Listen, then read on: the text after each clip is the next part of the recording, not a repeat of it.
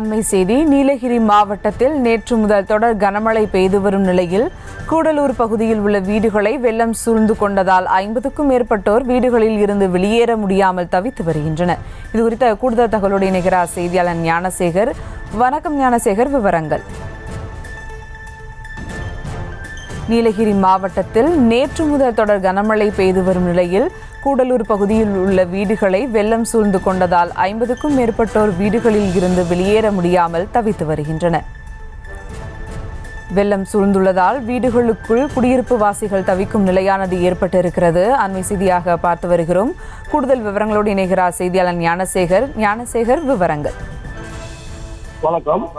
நீலகிரி மாவட்டம் கூடலூர் பகுதிகளில் நேற்று காலை முதல் தொடர் கனமழை பெய்து வருகிறது. இதன் காரணமாக பல பகுதிகளிலும் வெள்ளம், வீடுகளின் குடியிருப்பு பகுதியிலும் வெள்ளம் சூழ்ந்துள்ளது.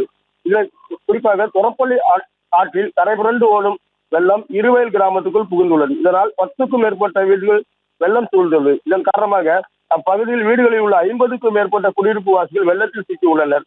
தொடர்ந்து வெளியேற விட முடியாமல் குழந்தைகளுடன் தவித்து வருகின்றனர். தொடர்ந்து மழையும் பெய்து வருவதால் ஊருக்குள் தண்ணீர் வரத்து அதிகரித்துள்ளது. எனவே அவர்களை மீட்க நடவடிக்கை எடுக்க வேண்டும் என பொதுமக்கள் கோரிக்கை விடுத்து வருகின்றனர். விவரங்களுக்கு நன்றி ஞானசேகர். செய்திகளை உடனுக்குடனும் துல்லியமாகவும் தெரிந்து கொள்ள சப்ஸ்கிரைப் பண்ணுங்க.